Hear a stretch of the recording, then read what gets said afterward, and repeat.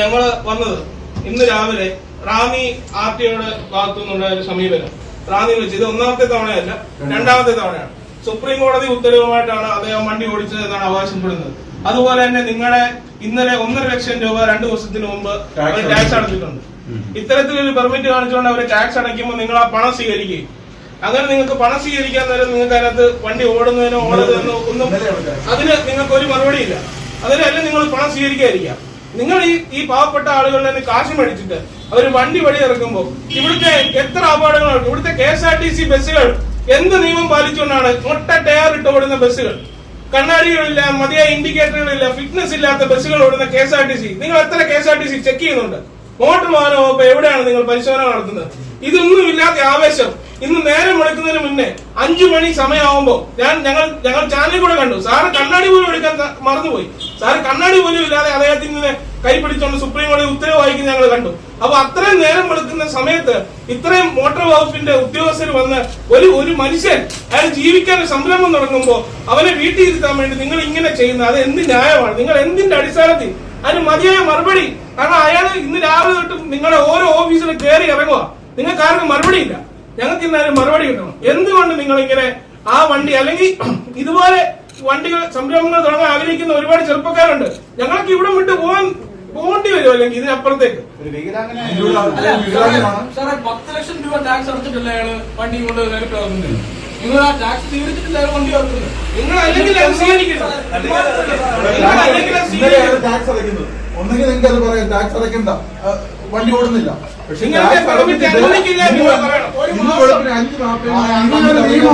അങ്ങനെ ഒരു നിയമം ഉണ്ടെങ്കിൽ ഗ്രാമപ്രദേശങ്ങളിൽ ഉൾപ്പെടെ വണ്ടി ആൾക്കാർ ഉപയോഗിക്കാതിരിക്കാൻ വേണ്ടി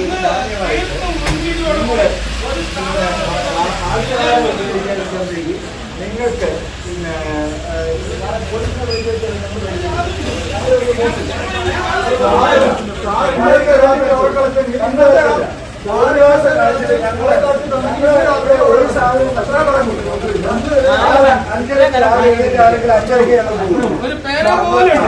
ഇന്നലെ രാത്രി ഉറക്കളക്കാണ്.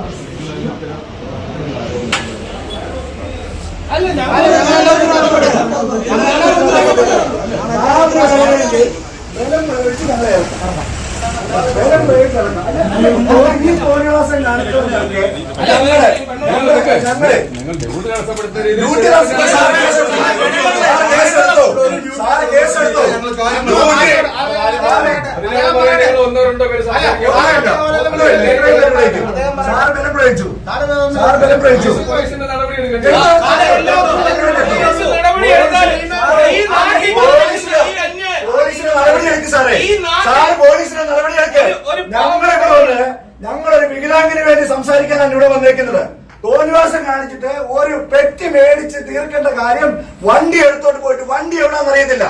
ആ വണ്ടി എന്ത് ചെയ്യും? ആ പാലം പഠിച്ച മനുഷ്യൻ കാലും വഴിയാതെ അദ്ദേഹം പോയേക്കോ തിരുവല്ല ചിലപ്പോ പത്രത്തിലേക്ക് ഇട്ടേക്കോ. ഇദ്ദേഹം കസ്റ്റഡി എടുത്ത റാന്നി കാണുന്ന വണ്ടി എന്ത് ചെയ്യും? ആ വണ്ടി എന്ത് ചെയ്യും? 6 പേര് അതിലുണ്ടായിരുന്നു. 30ഓളം പേര് റിസർവേഷൻ ചെയ്തിട്ടുണ്ടായിരുന്നു. അവരുടെയൊക്കെ ബുദ്ധിമുട്ടുണ്ടല്ലോ. ആ ബുദ്ധിമുട്ട് ഞാൻ പറയണം. അങ്ങനെ വല്ലതും കാശ് മേടിച്ചിട്ട് വലിയ കാശ് മേടിച്ചിട്ട് തെമ്മാടത്തരം കാണിച്ചാൽ ഞങ്ങളും തെമ്മാടത്തരം കാണിക്കും. സാറ് ഞങ്ങളോട് ആ മാർഗ തടസ്സം അവരെ മാർഗ തടസ്സം നടത്തി 30 പേരെ ഇദ്ദേഹത്തിന്റെ പേര് കേസെടുക്കാൻ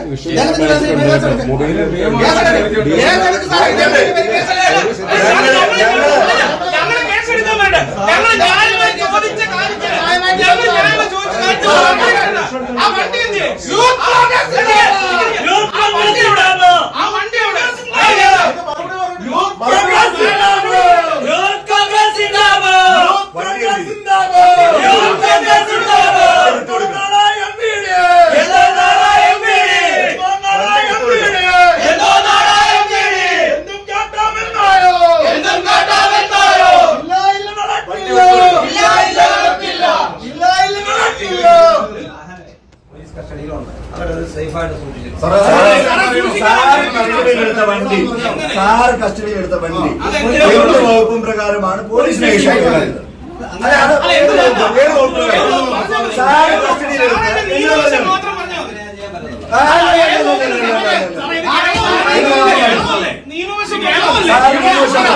സാറ് കസ്റ്റഡിയിലെടുത്ത വണ്ടി സാർ ഏത് വകുപ്പ് പ്രകാരമാണ് പോലീസിന് കൈമാറിയതാണ്? ഏത് വകുപ്പ്? സാർ ഏത് വകുപ്പ്?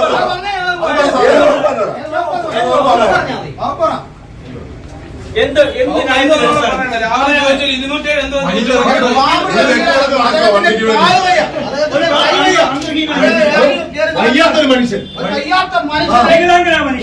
കണ്ണിൽ ചോരയുണ്ടോ ഉദ്യോഗസ്ഥരെ? നിങ്ങൾക്ക് കണ്ണിൽ ചോരയുണ്ടോ? ഇതുകൊണ്ടാണ് ഒരു സംരംഭകൻ അദ്ദേഹം നിങ്ങൾക്കെതിരെ ഒരു പരാതി തന്ന ഈ പോലീസ് കേസെടുക്കുവോ? എടുക്കുവോ? മനുഷ്യാവകാശ ലംഘനത്തിന് കേസെടുക്കാൻ സാറിനെതിരെ കേസ് എടുപ്പിക്കണം. എടുപ്പിക്കും. ഞങ്ങൾക്കെതിരെ കേസ് വരികയാണെങ്കിൽ സാറിനെതിരെ കേസ് വരും.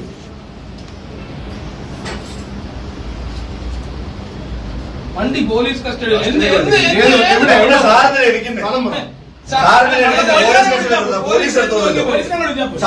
സാറിനെടുത്ത കേസ്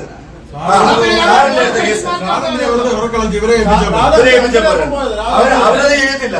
പോലീസുകാർ അത് ചെയ്യത്തില്ലെന്നറിയാം.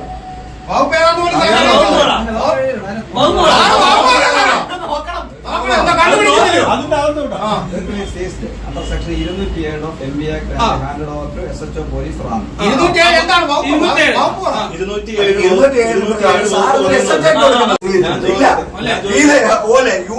അതുപോലെ വലിയവന്മാർക്ക് പറ്റും. ഇവിടെ പാവം പിടിച്ച കാല് വയ്യാത്തവന് അത് പറ്റത്തില്ല. അവനപ്പത്തേക്ക് സ്റ്റേജ് ടാക്സി, കോൺട്രാക്ട് ടാക്സി, ഓരോ നൂലാമാല.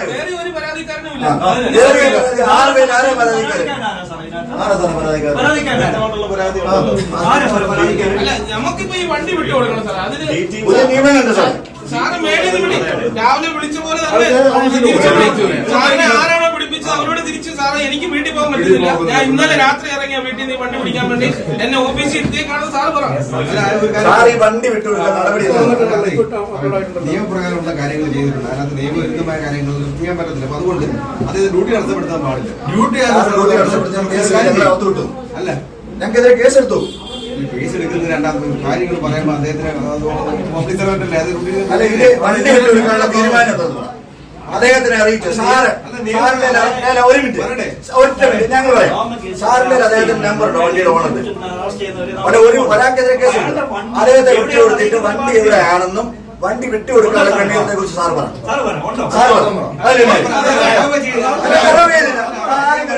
അല്ലല്ല, ഞാൻ സാറിനോട് പറയാം. ഒരു മിനിറ്റ്.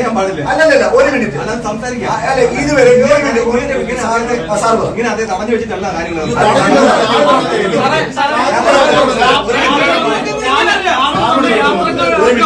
ആളുകളെ തടഞ്ഞിട്ട്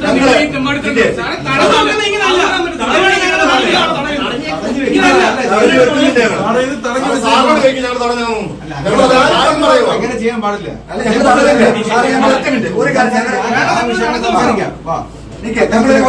ഒറ്റ കാര്യം, ആ അദ്ദേഹത്തെ വിളിച്ച് അദ്ദേഹം രാവിലെ തൊട്ട് തിരുവല്ല പത്തനംതിട്ട കയറി കിടക്കാം. അദ്ദേഹത്തിനെ വിളിച്ച് ഇവിടെ വണ്ടി ഉണ്ടെന്നും അതിന് എന്താണ് നിയമപരമായി വിട്ടുതരാനായിട്ടുള്ള നടപടികൾ എടുക്കാമെന്ന് പറഞ്ഞ് ഫോണിൽ വിളിച്ചു. അപ്പൊ ഞങ്ങൾ അല്ലെ സാറ് സാറ്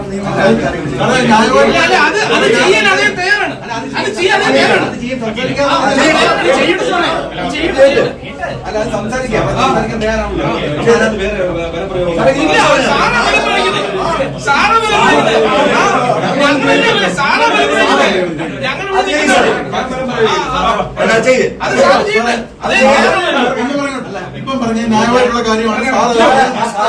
ഒരു വികലാംഗൻ ഞങ്ങൾ മാറി നിലപാട് ഞങ്ങൾക്ക് ഇതിനകത്ത് ഒരു രഹസ്യമില്ല. കാരണം ഇത് 100% സാറേ 100% നീതിക്ക് വേണ്ടിയാണ് വന്നേക്കുന്നത്. 1% പോലും അതിനകത്ത് 100% നീതിക്ക് വേണ്ടിയാണ് ഞങ്ങൾ വന്നേക്കുന്നത്.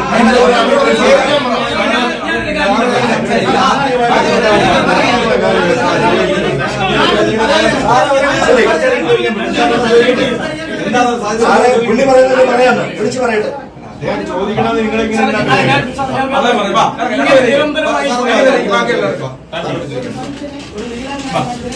ഈ ക്യാമറ ഓക്കെ ഇല്ല, ഞങ്ങൾ ഇവിടെ ഇരിക്കുക.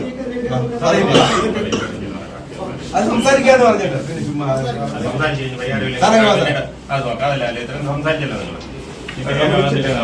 പരിഹാരമല്ലേ നമുക്ക് വേണ്ടത്. വിളിക്കാന്ന് പറഞ്ഞല്ലോ സാർ, അതേ വിളിക്കട്ടെ. വിളിക്കട്ടെ വിളിക്കട്ടെ കാര്യമില്ല. നമ്മള്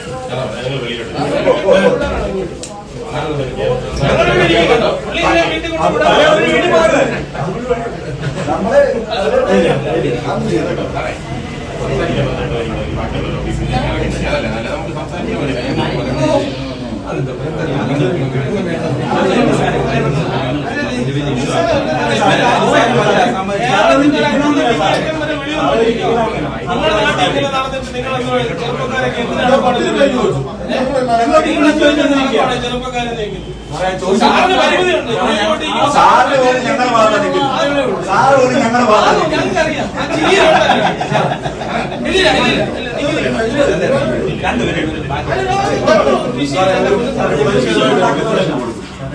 എല്ലാം ഉത്തരവാദിത്തപ്പെട്ട ഓരോ ആളുകളും ആരും അങ്ങനെ under section 207 of MB Act and handed over to SHO Police Ram.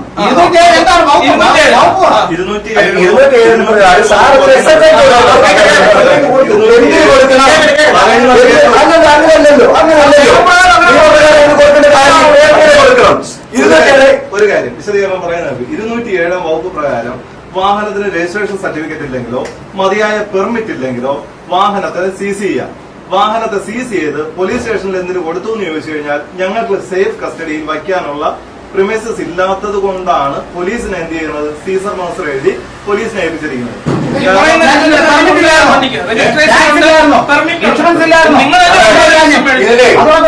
പറഞ്ഞതൊന്നും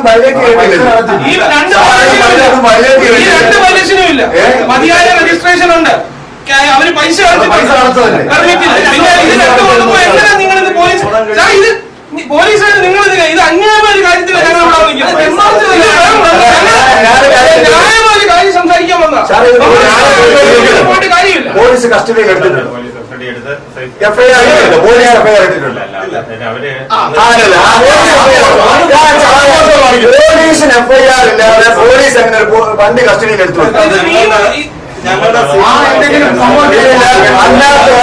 അതിനകത്ത് നിങ്ങളാണ് കസ്റ്റഡിയൻ. നിങ്ങൾക്ക് അങ്ങനെ കസ്റ്റഡി മാറുവാനായിട്ടുള്ള അധികാരമില്ല.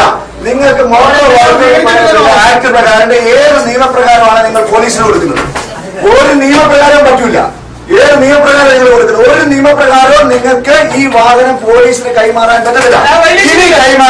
ഇനി നിങ്ങൾ കൈമാറിയാൽ അവരുടെ എഫ്ഐആർ ഇടണം. ഇത് നിരവധി കേസുകളിൽ പറഞ്ഞിട്ടുള്ള കാര്യമാണ്. എഫ്ഐആർ ഇല്ലാതെ എങ്ങനെ പോലീസ് സ്റ്റേഷനിൽ ഒരു വണ്ടി സൂക്ഷിക്കാൻ പറ്റുന്നത്? ഒരു എഫ്ഐആർ ഇടുന്നത് പോലീസിന് ഒരു കേസില്ലാതെ പോലീസ് എങ്ങനെ ഒരു വണ്ടി സൂക്ഷിക്കാൻ പറ്റുന്നത്? നിങ്ങളുടെ മോട്ടോർ വെഹിക്കിൾ ഡിപ്പാർട്ട്മെന്റിന്റെ മോട്ടോർ വെഹിക്കിളിന്റെ സൂക്ഷിപ്പുകാരാണ് പോലീസുകാർ. അങ്ങനെയുള്ള ന്യായമൊന്നും പറയണ്ട. ഇനി നിങ്ങൾ എന്തുകൊണ്ട് ഈ ഞങ്ങളോട് പറഞ്ഞ പോലെ ഈ ബസ്സിന്റെ ഉടമയോട് എന്തുകൊണ്ട് നിങ്ങൾ പറഞ്ഞില്ല ഈ ബസ് പോലീസ് സ്റ്റേഷനുണ്ട്? അതേ